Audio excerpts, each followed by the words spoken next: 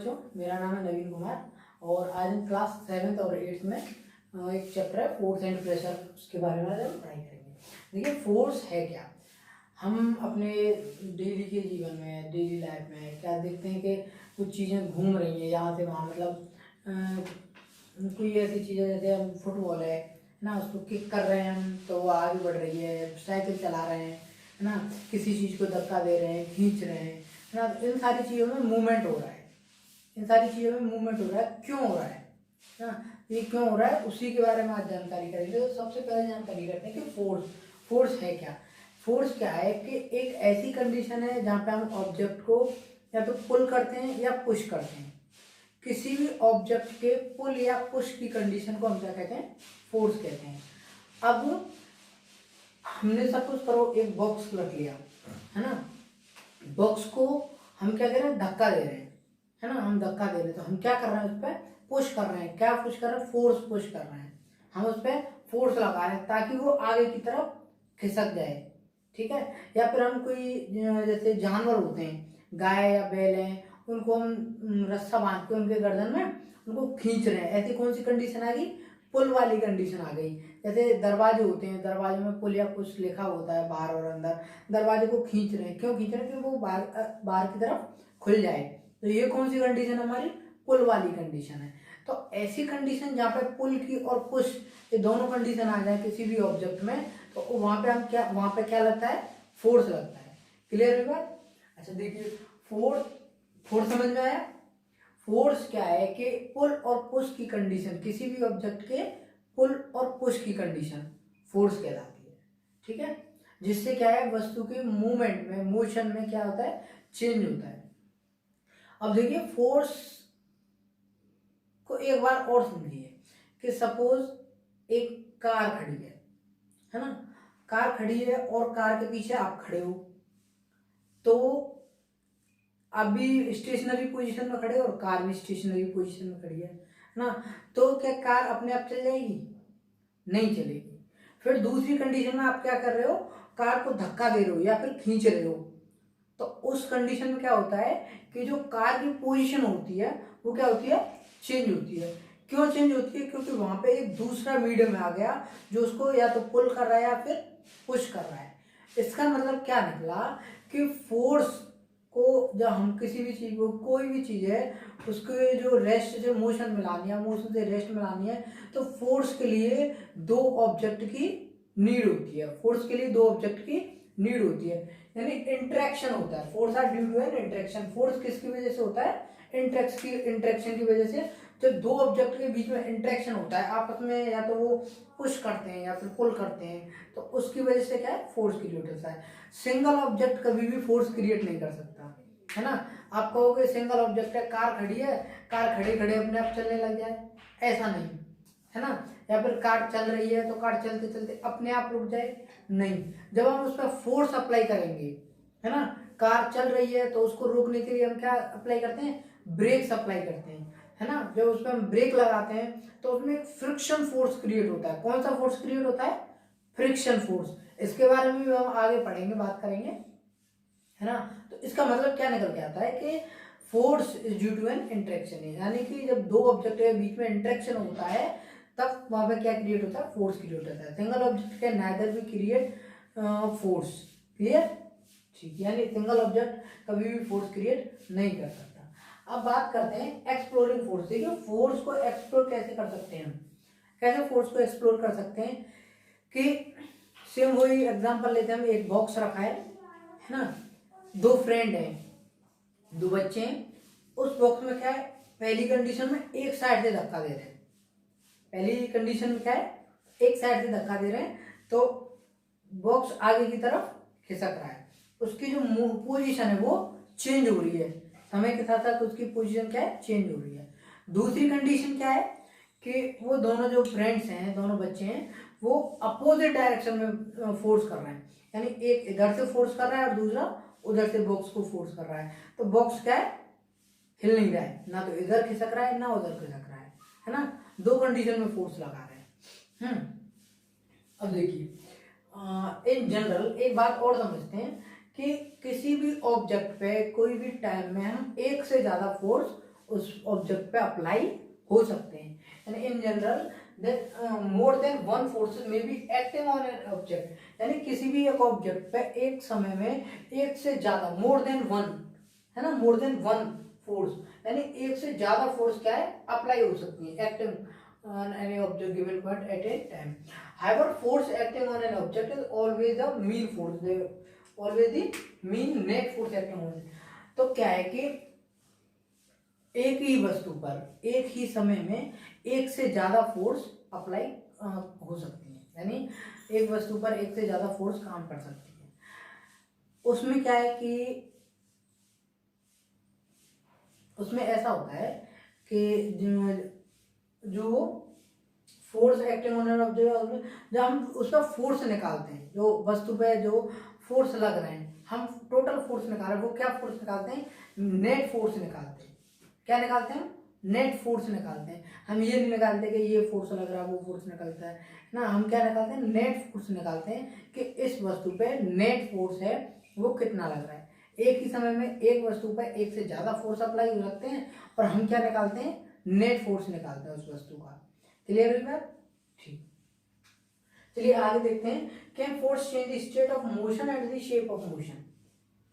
क्या फोर्स किसी भी वस्तु की स्टेट ऑफ मोशन को चेंज कर सकती है या शेप ऑफ मोशन को चेंज कर सकती है? बात करते हैं। देखिए सबसे पहले जानते हैं कि वो क्या होती है state of motion. If the applied force is in the direction of motion, it increase the speed of the object and the,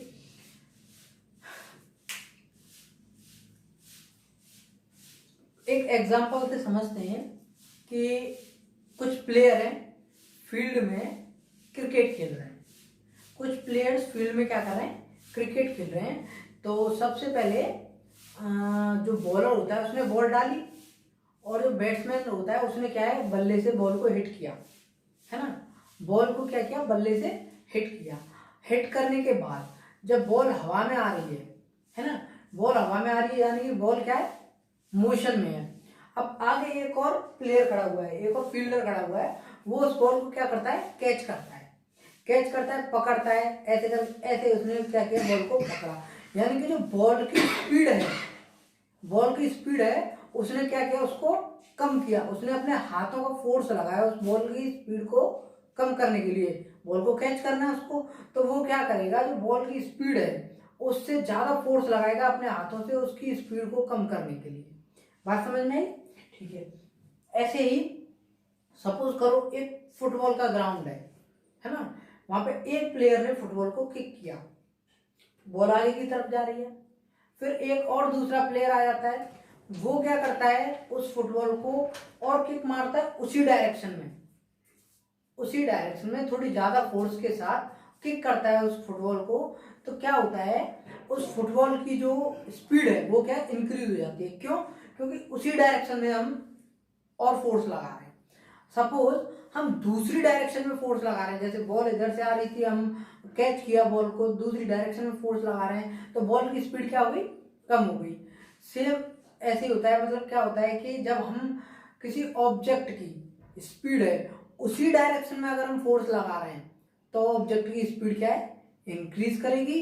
अगर उसके अपोजिट डायरेक्शन में फोर्स लगा रहे हैं तो ऑब्जेक्ट की स्पीड कम हो जाएगी। यही कह रहा है हमारा पहला पॉइंट।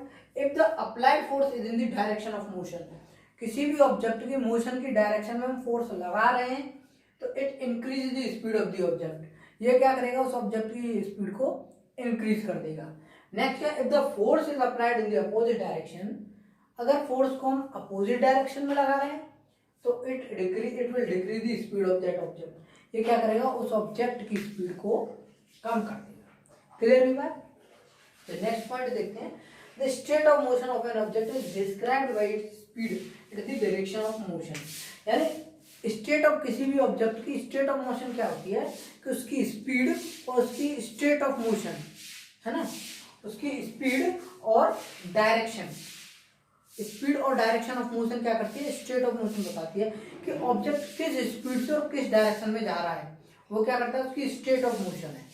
ठीक है, हमें किसी भी वस्तु की स्टेट यानी स्थिति बतानी है, उसके मोशन की स्थिति बतानी है, तो हमें क्या बताना पड़ेगा कि वो किस स्पीड से और किस दिशा में जा रहा है, तो वो क्या हो जाएगी, उसकी मोशन की स्थिति यानी स्टेट ऑफ मोशन, समझ में आया। यानी state of motion is described bye its object की स्पीड से and its direction of motion, ठीक है। यानी किसी भी वस्तु की स्टेट ऑफ मोशन को डिस्क्राइब करने के लिए उसकी स्पीड और उसकी डायरेक्शन ऑफ मोशन के बारे में पता होना चाहिए, ठीक है। State of rest is considered to be state of zero speed. State of rest क्या होती है, अगर हम कहें कि कोई वस्तु रेस्ट स्टेट में है तो हम क्या सपोज कर लेते हैं कि उसकी स्पीड कितनी है, जीरो है।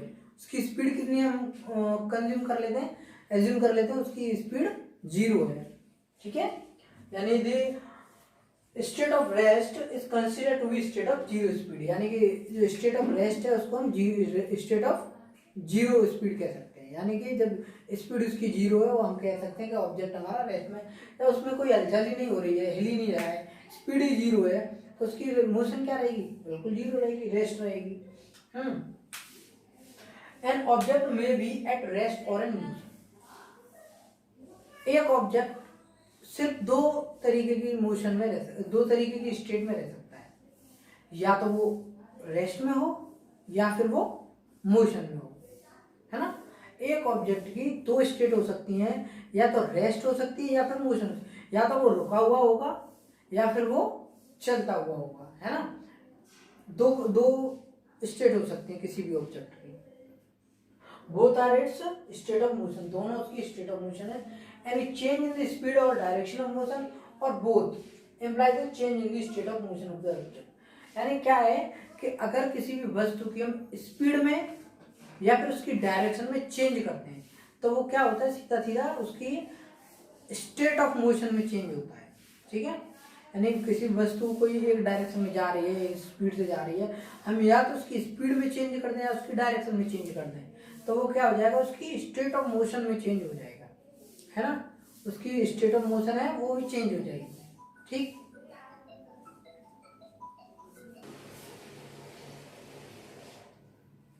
अब बात करते हैं हम शेप ऑफ ऑब्जेक्ट की, यानी क्या फोर्स किसी भी वस्तु की शेप को चेंज कर सकती है। क्या फोर्स से हम किसी भी वस्तु की शेप चेंज कर सकते हैं, पुल और पुश करके, यानी उसको खींच के या धक्का देके हम किसी भी वस्तु की शेप चेंज कर सकते हैं। सपोज करिए जैसे मैंने अभी एग्जांपल दिया था, दो फ्रेंड्स थे, दो बच्चे थे, वो एक बॉक्स को, है ना, वो बॉक्स क्या है, हमने लकड़ी का मान लिया, लकड़ी का नहीं, चलो हम मान रहे हैं वो क्या है, गत्ते का बॉक्स है। एक बॉक्स है, गत्ता होता है, उसका बॉक्स है। अब दोनों फ्रेंड क्या है, उसको अपोजिट डायरेक्शन से फोर्स कर रहे हैं, है ना, दोनों बराबर फोर्स अप्लाई कर रहे हैं, है ना। तो गत्ता ना तो वो जो बॉक्स है ना तो इधर जाएगा ना उधर जाएगा, वो क्या करेगा, मुड़ जाएगा बीच में से, वो क्या करेगा, बीच में से मुड़ जाएगा, अपनी शेप चेंज कर लेगा। जब हम फोर्स लगा रहे हैं तो उसकी शेप क्या हो जाएगी, चेंज हो जाएगी। साइकिल है, साइकिल की जो हमारी गद्दी होती है, सीट होती है बैठने वाली, जब हम उसके ऊपर बैठते हैं यानी एक तरीके से फोर्स लगाते हैं तो उस सीट में चेंज होता है, बिल्कुल होता है। यानी कि जब हम किसी भी वस्तु पे फोर्स लगाते हैं तो ये क्या कर सकते, में भी हो सकता है कि वो वस्तु की शेप में चेंज कर। अब हम दीवार पे फोर्स लगाएं तो दीवार की शेप चेंज हो जाएगी, नहीं होगी। क्यों, क्योंकि हम जो दीवार में जितनी दीवार हम पे जितना फोर्स लगा रही है, हम दीवार से ज्यादा फोर्स नहीं लगा पा रहे हैं दीवार पे, है ना तो इसलिए वो उधर जा रही, ना इधर जा रही, ना इसकी कोई शेप में चेंज हो रहा है, ठीक है। अगर हम इसकी जो दीवार हमारे ऊपर जो फोर्स लगा रही है उससे ज्यादा फोर्स अगर हम बॉल पे अप्लाई करें तो क्या हो सकता है, मे भी टूट सकती है ना। तो कुल मिला के रिजल्ट क्या निकल के आया कि फोर्स लगाने से ऑब्जेक्ट की शेप में चेंज हो सकता है ना, ठीक है।